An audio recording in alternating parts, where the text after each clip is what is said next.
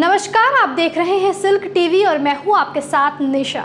आइए करते हैं खबरों की शुरुआत। सबसे पहले नजर डालते हैं आज की हेडलाइंस पर। भागलपुर में डेंगू मरीजों की संख्या में लगातार हो रही वृद्धि, स्वास्थ्य विभाग अलर्ट। एसएसपी ने बैरकों का निरीक्षण कर साफ सफाई के दिए निर्देश। भाजपा विधायक ललन पासवान द्वारा देवी देवताओं पर दिए विवादित बयान को लेकर मचा बवाल, कांग्रेस विधायक ने बताया निंदनीय। मुख्यमंत्री नीतीश कुमार ने रवि महाअभियान का किया शुभारंभ, प्रचार रथों को हरी झंडी दिखाकर किया रवाना। कांग्रेस अध्यक्ष पद पर मल्लिकार्जुन खड़गे ने की जीत दर्ज, कांग्रेस विधानमंडल दल के नेता ने दी बधाई।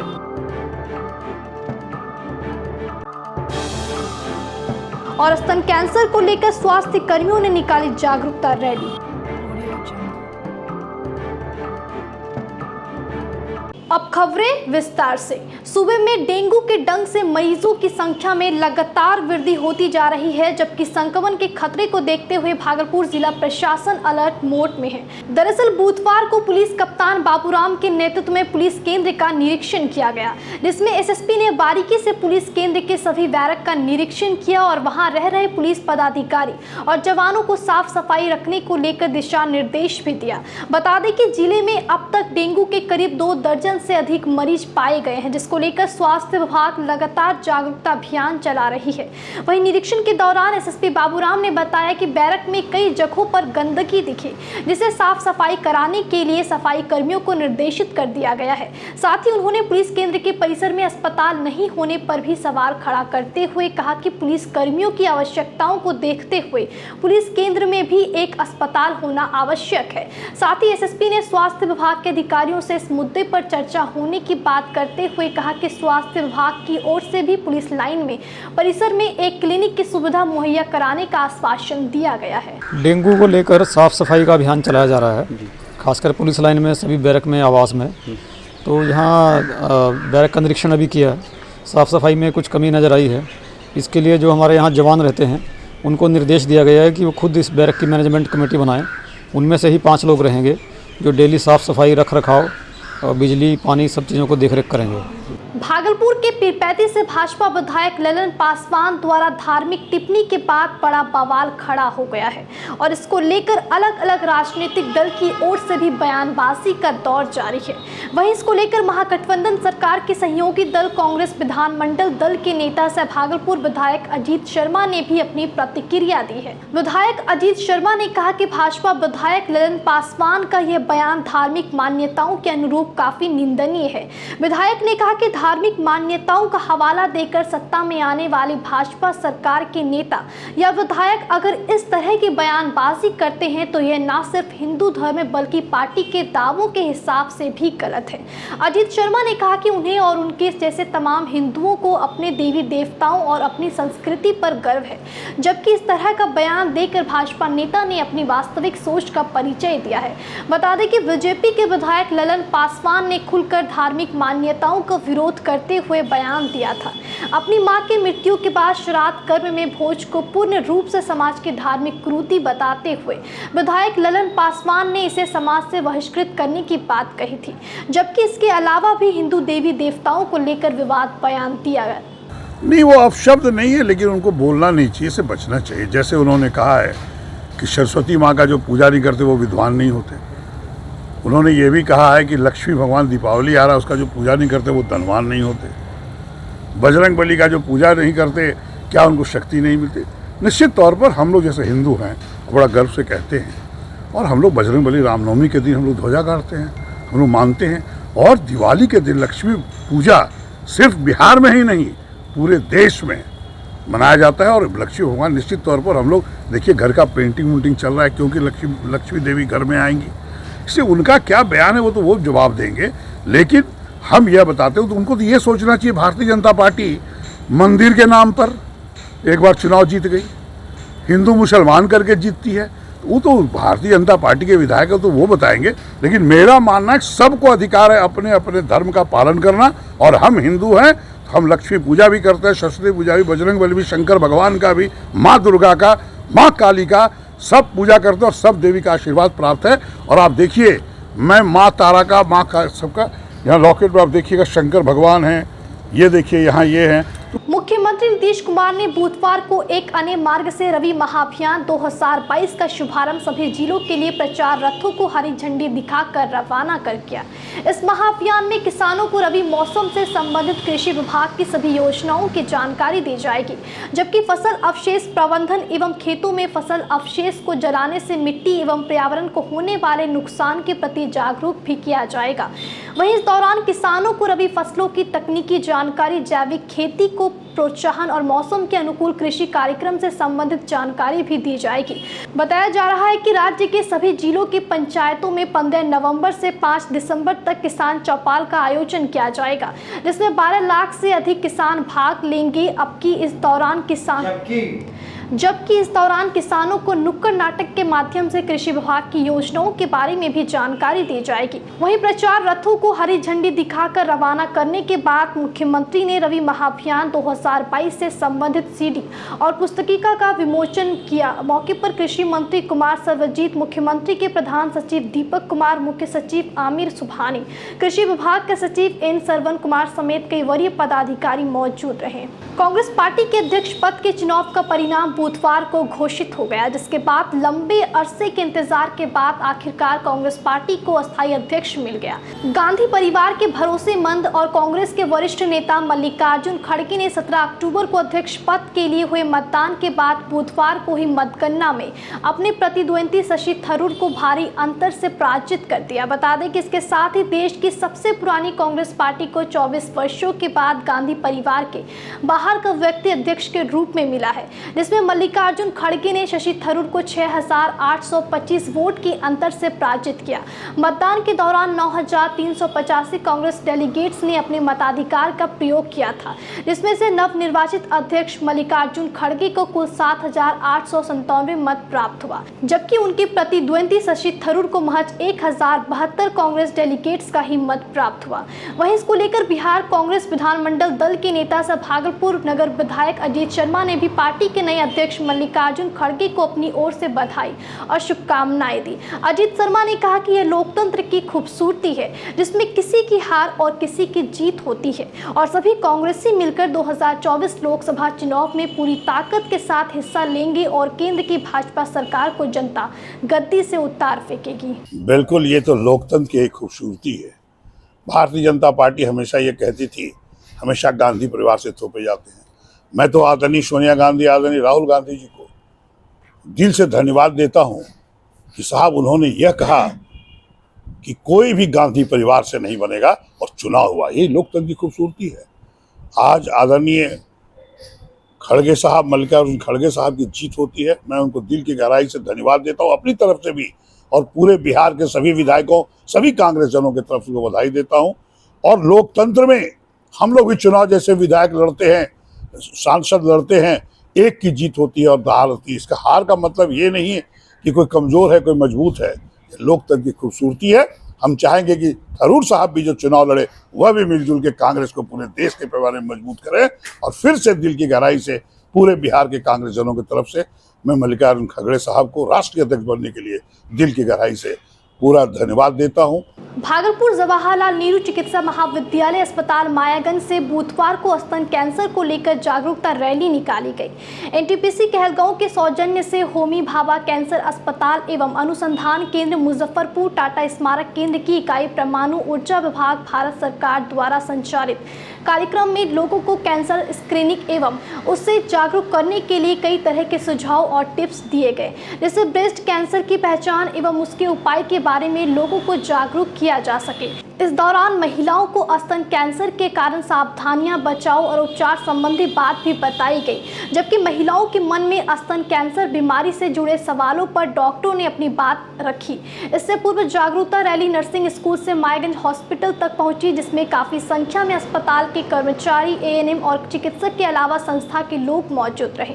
वहीं इसको लेकर जेएलएनएमसीएच के अधीक्षक डॉक्टर शिव कुमार दास ने बताया कि कैंसर एक ऐसी बीमारी है जो हमारे शरीर के किसी भी हिस्से को प्रभावित करने में सक्षम है और यह बीमारी दुनिया की बड़ी आबादी को प्रभावित कर रही है। साथ ही उन्होंने इससे बचाव के उपाय पर चर्चा की। स्तन कैंसर मेल में भी हो सकता है और वो ज़्यादा खतरनाक होता है। तो इसलिए अवेयर होना बहुत ही ज़रूरी है। और अगर ये हम लोग शुरुआती दौर में इसका इलाज हो जाता है तो उनकी जो लाइफ एक्सपेक्टेंसी है, उनके जीने की क्षमता जो है 90% तक नॉर्मल की तरह ही हो सकता है।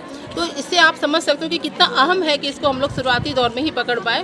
तो इसलिए अभी ये जो बच्चियां हैं इनको हम लोग अवेयर करेंगे इसके बारे में, सेल्फ ब्रेस्ट एग्जामिनेशन के बारे में, क्लिनिकल ब्रेस्ट एग्जामिनेशन के बारे में, और ये अवेयरनेस जो है हर महिला तक पहुँचे, हम लोगों का यही लक्ष्य है। थोड़ा कार्यक्रम के लिए बताया जैसे ये आज जो है ब्रेस्ट कैंसर जागरूकता अभियान के तहत जो है होमी कैंसर रिसर्च अनुसंधान केंद्र मुजफ्फरपुर, जिनके द्वारा यहाँ पर कैंसर स्क्रीनिंग प्रोग्राम का क्लिनिक चलाया जा रहा है। तो आज चूँकि ब्रेस्ट कैंसर का एक अभियान के रूप में इसको माना जा रहा है, क्योंकि ब्रेस्ट कैंसर जनरली होता है कि ये बहुत एडवांस स्टेज में पता चल पाता है। तो इसको कैसे अर्ली स्टेज में डिटेक्ट करें, इसके लिए एक जागरूकता है इन बच्चों के लिए जो अभी यहाँ पे ट्रेनिंग ले रहे हैं। और इसके बाद और भी इसके आगे सेमिनार होने वाला है, जिससे इनको ये समझ में आएगा कि कैसे जांच करना है। अब वक्त तो चला एक छोटे से ब्रेक का, फौरन लौटेंगे। देखते रहिए सिल्क टीवी।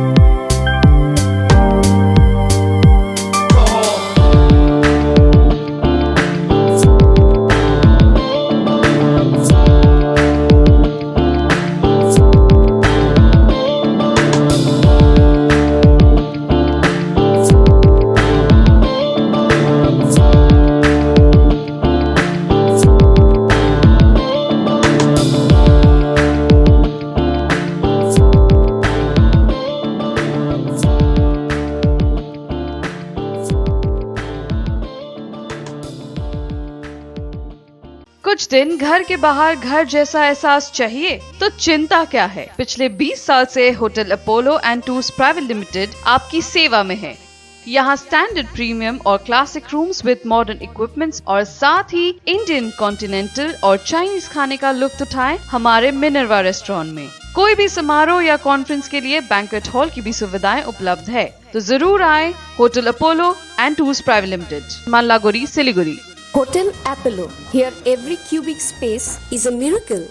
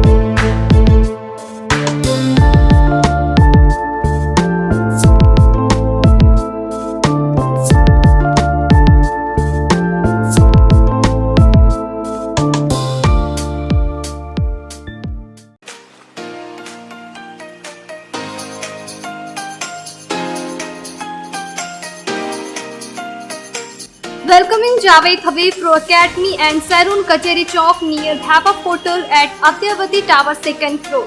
आपको हमारे यहाँ पर एडवांस सर्विस, एडवांस नर hair cut, styling, colouring, straightening, rebonding, keratin, सिस्टीनोड, hair fall treatment and dandruff treatment, और यही नहीं एडवांस ब्यूटी में आपको insta manicure, pedicure, ultrasonic, hydra facial, also makeup में भी आपको ST air brush, transformation makeup, waterproof makeup मिलते हैं। भागलपुर में पहली बार जावेद हबीब एकेडमी ओपन हो गई है, जिसमें एडवांस हेयर ब्यूटी और मेकअप के कोर्स कराए जाते हैं। कोर्स करने के बाद जावेद हबीब का सर्टिफिकेट और 100% जॉब प्लेसमेंट भी मिलते हैं। यहाँ की ऑनर मिसेस सुधा पांडे है, तो आइए और ऑफर का फायदा उठाइए।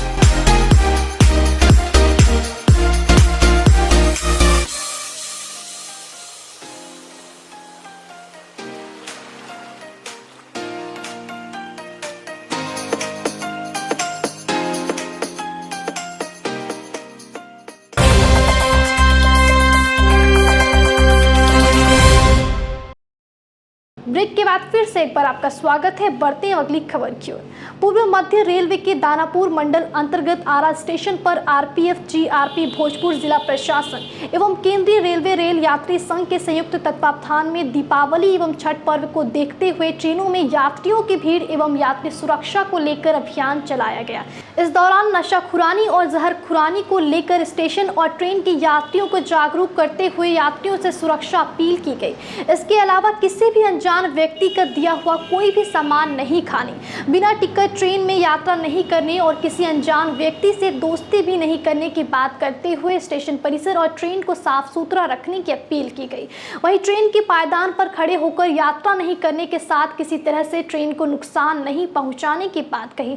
साथ ही किसी भी तरह की सहायता के लिए रेल प्रशासन का हेल्पलाइन नंबर 139 एवं जीआरपी का हेल्पलाइन नंबर 1512 पर कॉल करने की बात कही गई। जागरूकता अभियान में केंद्रीय रेलवे रेल यात्री संघ के राष्ट्रीय अध्यक्ष विष्णु खेतान, टाउन नवादा थाना के इंचार्ज एवं महिला एसएचओ, जीआरपी थानाध्यक्ष, आरपीएफ प्रभारी समेत केंद्रीय रेलवे रेल यात्री संघ के मोहम्मद औरंगजेब, राजेश टंडन और सुमित अग्रवाल मौजूद थे।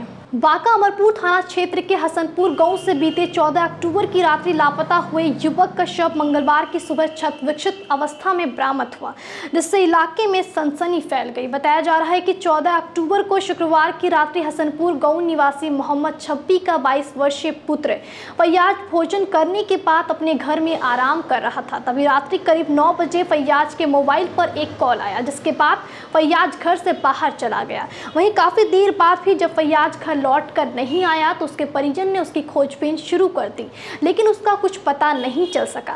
इसके बाद फैयाज के पिता मोहम्मद छब्बी ने लिखित आवेदन देकर पुत्र की बरामदगी के लिए थाने में गुहार लगाई। इधर मंगलवार को बकरी चराने के लिए लड़तम पोखर के समीप स्थित वहियार गए गांव के कुछ बच्चों ने फैयाज का छत विक्षिप्त शव लड़तम पोखर के समीप उनके नीच पोखर पर बंधा देखा। इसके बाद बच्चों ने इसकी जानकारी गाँव पहुंचकर ग्रामीणों को दी और देखते ही देखते वहां घटनास्थल पर भारी संख्या में ग्रामीणों की भीड़ उमड़ गई। जबकि घटना के बाद मृतक की मां बीबी अमीना खातून समेत सभी परिजन गहरे सदमे में डूब गए हैं। हालांकि तवीज जुबान में ग्रामीणों ने बताया कि मृतक युवक ने मछली पालन के लिए अपनी जमीन पर पोखर निर्माण कराया था और इसको लेकर उसका कुछ लोगों से विवाद चल रहा था, जबकि इसको लेकर भी ग्रामीणों ने फैयाज की हत्या की आशंका व्यक्त की है। इधर मामले की सूचना मिलने पर घटनास्थल पर पहुंचे प्रभारी थानाध्यक्ष सुनील कुमार समेत कई पुलिस अधिकारी ने घटना का जायजा लिया और शव को अपने कब्जे में लेकर पोस्टमार्टम के लिए बांका भेज दिया। जो रतन पोखर के बगल किनारे में और उसका ही जो मृतक है उसने ही ये पोखर खुदाई किया था अपनी निजी जमीन में, मछली इसमें पालन करता था। वहीं के बगल में झाड़ी में या धान के खेत में है। हल्ला हुआ ना बच्चे लोगों से या बड़े जो भी, अब कौन आदमी क्या ये भी तो हमने एक को पहले देखा, ये भी हमको मालूम नहीं। कितने दिन पहले लापता हुआ था? शुक्रवार के रात को 8:30 बजे अपने ये भंगार की दुकान है ना रोड के किनारे में, वहाँ पर से इसके बाबूजी ने कहा कि आप जाओ घर। वो उसका बाबूजी रात को सोता है, कहा जाओ खा के सोना घर में। ये जो वहाँ से चला तो घर नहीं गया, किसी को कोई फोन आया, अब फोन पे ये घर नहीं गया न खाया, उसी वक्त से गायब है। गंगा एवं उसकी सहायक नदियों में जलस्तर के वृद्धि होने का सिलसिला लगातार जारी है, जिससे नदी के आसपास के इलाके और गांव में बाढ़ का पानी तेजी से प्रवेश करने लगा है। दरअसल क्यूल और हरुहर नदी के जलस्तर में लगातार वृद्धि होने से बढ़िया प्रखंड के निचले हिस्से में बाढ़ का पानी तेजी से प्रवेश करने लगा है, जिसके कारण क्षेत्र के लोगों में भय का माहौल देखा जा रहा है। वहीं चारों ओर पानी फैल जाने के कारण ग्रामीणों को अब छठ महापर्व में छठ घाट पहुँचने का चिंता सताने लगी लगी है, जबकि दियारा इलाके में लगे परवल, कद्दू, करेला समेत सब्जी की कई फसलों को भी बाढ़ के पानी से काफी क्षति पहुंच रही है। बता दें कि गंगा नदी किनारे बसे जैतपुर, लक्ष्मीपुर, खुटहा पूर्वी एवं खुटहा पश्चिमी समेत कई निचले इलाकों में बाढ़ का पानी फैल गया है, जो लोगों के लिए परेशानी का सबब है। इन दिनों अपराधियों का वर्चस्व लगातार बढ़ता ही जा रहा है, लेकिन पुलिस प्रशासन हाथ पर हाथ धरी बैठी है। ताज़ा मामला बेगूसराय मंसूर चक थाना क्षेत्र के बाजोपुर गांव की है, जहां बेखौफ अपराधियों ने सोए अवस्था में एक चिमनी मालिक की गोली मारकर हत्या कर दी। मृतक व्यक्ति की पहचान बाजोपुर गांव निवासी 45 वर्षीय राजेश झा उर्फ मनोज झा के रूप में हुई है। घटना को लेकर बताया जा रहा है कि चिमनी मालिक राजेश झा चिमनी भट्टा पर सोए थे। इसी दौरान अपराधियों ने उन पर गोली चला दी, जिससे कि उनकी मौत हो गई। हालांकि चिमनी भट्टा पर चिमनी के कर्मचारी भी रहते थे, लेकिन घटना की दहशत की वजह से कोई कुछ भी बोलने से परहेज खा रहे हैं। परिजनों का कहना है कि जब वे लोग सुबह चिमनी भट्टा पर पहुंचे तो राजेश झा का शव पड़ा हुआ देखा, जिससे देख पूरे इलाके में अफरा तफरी मच गई। घटना की सूचना मिलते ही मंसूर चक थाना पुलिस घटनास्थल पर पहुंचकर शव को अपने कब्जे में लेकर पोस्टमार्टम के लिए भेज दिया और आगे की कार्यवाही में जुट गई। हालांकि अब तक स्पष्ट नहीं हो सका है कि राजेश झा की हत्या किसने और क्यों की, लेकिन जिस तरीके से बेगूसराय में लगातार अपराधियों द्वारा घटना को अंजाम दिया जा रहा है, कहीं ना कहीं पुलिस की कार्यशैली धीमी नजर आ रही है। बेगूसराय जिले में एक किशोर का शव फंदे से लटका हुआ मिलने से इलाके में सनसनी फैल गई। मृतक किशोर की पहचान वीरपुर थाना क्षेत्र अंतर्गत भवानंदपुर पंचायत के पनापुर वार्ड नंबर 3 के निवासी स्वर्गीय मनोज झा के 15 वर्षीय पुत्र गौतम उर्फ भुल्ला ला के रूप में हुई है। घटना को लेकर मृतक की मां ने बताया कि बीते मंगलवार को करीब 4 बजे उसके घर के समीप एक व्यक्ति उसके बेटे को बुलाकर ले गया, जिसके बाद उसका बेटा घर वापस नहीं लौटा। तभी उन लोगों ने उसकी काफी खोजबीन की, लेकिन उसका कुछ भी पता नहीं चला और सुबह घर के समीप एक झोपड़ी में उसकी फंदे से लटकी हुई लाश मिली। उन लोगों को आशंका है कि उसके बेटे की हत्या कर लाश को झोपड़ी में लटका दिया गया। इधर घटना की सूचना मिलते ही वीरपुर थानाध्यक्ष अमरेंद्र कुमार, एएसआई वीरेंद्र कुमार समेत पुलिस दल बल के साथ घटनास्थल पर पहुंचकर लाश को कब्जे में लेकर पोस्टमार्टम के लिए सदर अस्पताल बेगूसराय आगे की कार्यवाही में जुट गई। वहीं पुलिस का कहना है कि शव को देखकर ऐसा प्रतीत हो रहा है कि हत्या कर शव को आत्महत्या का रूप देने के लिए लटका दिया गया हो। बहरहाल मामला जो भी हो, पोस्टमार्टम रिपोर्ट आने के बाद ही कुछ स्पष्ट कहा जा सकता है। और अंत में चलते चलते फिर से एक नजर आज की हेडलाइंस पर। भागलपुर में डेंगू मरीजों की संख्या में लगातार हो रही वृद्धि, स्वास्थ्य विभाग अलर्ट। एसएसपी ने बैरकों का निरीक्षण कर साफ सफाई के दिए निर्देश। भाजपा विधायक ललन पासवान द्वारा देवी देवताओं पर दिए विवादित बयान को लेकर मचा बवाल, कांग्रेस विधायक ने बताया निंदनीय। मुख्यमंत्री नीतीश कुमार ने रवि महाअभियान का किया शुभारंभ, प्रचार रथों को हरी झंडी दिखाकर किया रवाना। कांग्रेस अध्यक्ष पद पर मल्लिकार्जुन खड़गे ने की जीत दर्ज, कांग्रेस विधानमंडल दल के नेता ने दी बधाई।